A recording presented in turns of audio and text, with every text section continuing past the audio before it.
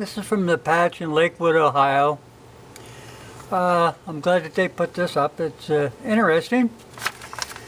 We'll get some stuff out of the way here. Ohio ranks as one of the least patriotic states in America. It's a study. Oh, patriotism means something different to different people. According to the new analyst, Ohio may be among the least patriotic states. It says may. There's a nice little flag. Ohio is one of the least patriotic states in the U.S. according to a new ranking from the finance website of Walnut Hub. The Buckeye State ranks 37th among 50 states for active patriotism. New Hampshire was the most, while New Jersey was the least.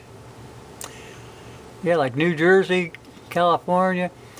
New England are among 13 colonies. They declared the independence in 1776 and formed the United States of America. But one is more patriotic than the other, according to the new analyst. Okay. Now listen to this. The personal, well, I better zoom that because I don't want you to think that I'm lying through my teeth.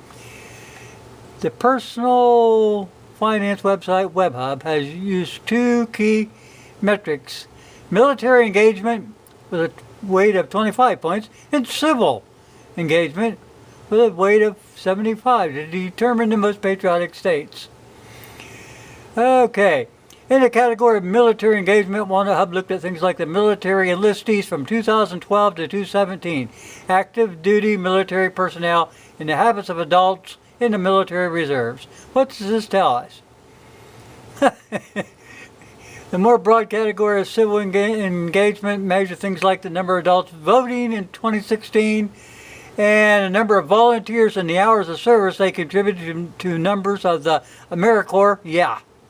And Peace Corps volunteers. Yeah, both of these things are, is not what their name implies something else.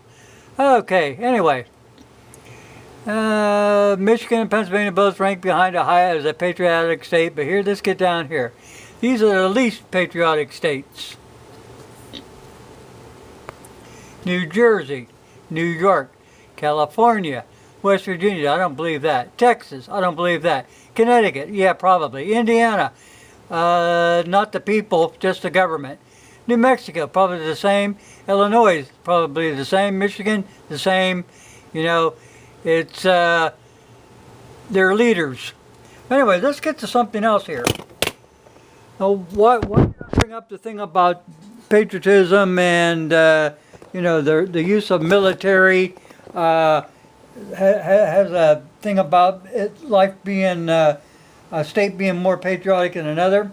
Well, maybe because the state of Ohio had learned the hard way that when your kids enlisted into the military, they weren't fighting under the American generals and American command. They were fighting under the United Nations command. Now, we learned something about that in Vietnam. Took us a while, but here's what goes on. This is about the truth of every Korean War. Now, I want you to look at here. Each and every one of us that served in Korea or Vietnam served under the total command of a Soviet general. Now, according to the United Nations, all of our military operations had to be forwarded radio to Soviet commander of the United Nations Security Council, a United Nations building in New York, for approval before our forces went into action against the North Korea and Red Chinese. The Soviet commander of the United Nations Security Council delayed the battle plans until he used the radios in the United Nations building in New York to relay all of our battle planning information to Moscow, North Korea, and Red China. The enemy then contacted and relayed these same battle plans to their communist forces in the field. The enemy knew what was going on before we moved into an area. They knew everything about us all the time, 24 hours a day. Now, MacArthur caught on to their plans at one time. When General MacArthur woke up to the treason of President Truman and the Soviets in the United Nations, he executed one of the greatest military performances ever ventured in modern warfare. Now, I'm not giving you guys a line of shit here. This is what goes on. This stuff goes on way before You're sending your kids to die. These are not, this is not war. These are police actions. Patriotic? Hell no. I'm patriotic for the United States of America, not for the damn United Nations. Have no use for them. I want you to remember this, guys. The only thing necessary for evil to triumph is for good men to do nothing. Well, we've got to get this United Nations out of here. Now, this is in the Congressional Record, people. These are the proceedings and debates of the 83rd Congress, second session. The Great Conspiracy to Destroy the United States. The Honorable Usher Burdock. Now, this is 1954. I hope I got enough room to put all this information in here. But, Mr. Speaker, there is a widespread understanding and agreement between the agents of this government and the United Nations and North Atlantic Treaty to build a world government and to make the United States a part of it, regardless of our constitutional laws, traditions. This is done in the name of peace, but will result in total destruction of our liberty. The agents representing the United States may not have been deliberately doing this treasonable work, but they are best they call them dupes. What proof do we have? The purpose of this speech is to lay this proof before the American people. It said,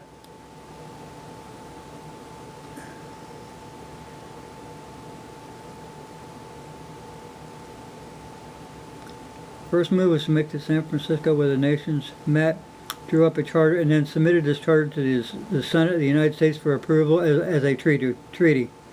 The document had none of the earmarks of a treaty because the Supreme Court of the United States has held in many cases that a treaty is an agreement between nations to do or not to do particular things.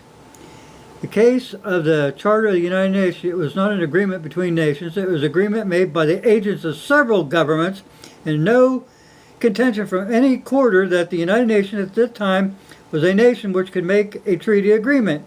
The dark forces behind the United Nations was not, they knew they couldn't make a treaty, but intended to make it an integral power at every opportunity. Hang on a minute, people. I gotta turn the page and...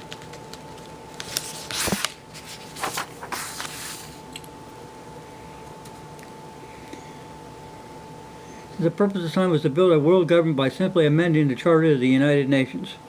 The answer was, it says, who wrote the principal movers and who wrote up the United Nations Charter? The answer to that was Russian communists and Alger Hess, a representative of our State Department, were the prime movers and schemers in arranging this provision. This is the same Alger Hess who was convicted for perjury when he denied sending secret material to the Soviet Union representatives. It was this very beginning that gave this document a bad odor. Here you see again that the world peace was not the object of the scheme at all. The real purpose was to build a world government controlled by the communists and their dupes in the United States. As soon as this charter was approved by the United States, began to hear about it in the full case in California. The Charter of the United Nations was submitted for the laws of the state of California, and that remained for several months until a higher court overruled the court made this finding.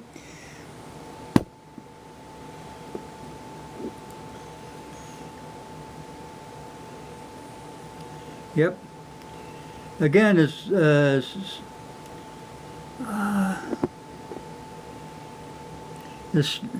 steel seizure case. Hang on. I can move this over here. Failing to find any authority under the Constitution to fortify the President's position, the Chief Justice resorted to one of the most unheard of things in American history. He pronounced the Charter of the United Nations as authority for the seizure and cited its provision for an effort to support the President's Act. Fortunately for the people of the United States, the majority of the court would not permit this communist charter to supplement the Constitution of the United States. It was, however, a close call.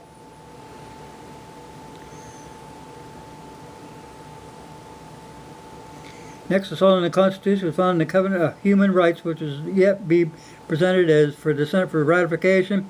The United Nations has amended the first draft several times, and because of the Rising tides of objection to what they're doing and planning to do. The latest draft has not come before the Senate.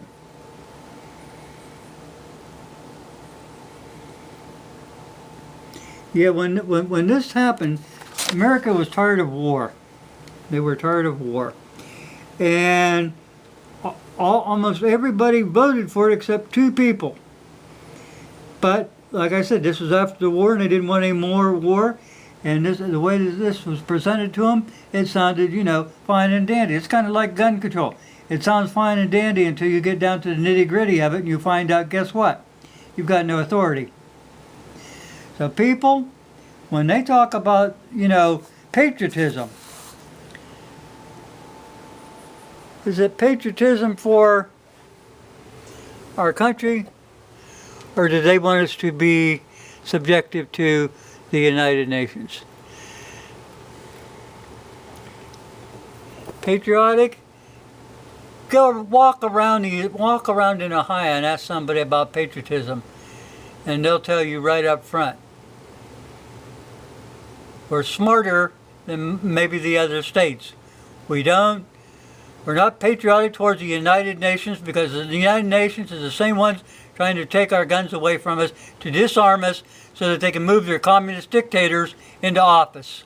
We've got 70-some communist Democrats in there now. How many more just lurking in the shadows? Thanks for watching, but don't you dare ever say a patriotic state of Ohio is not patriotic. Thanks for watching.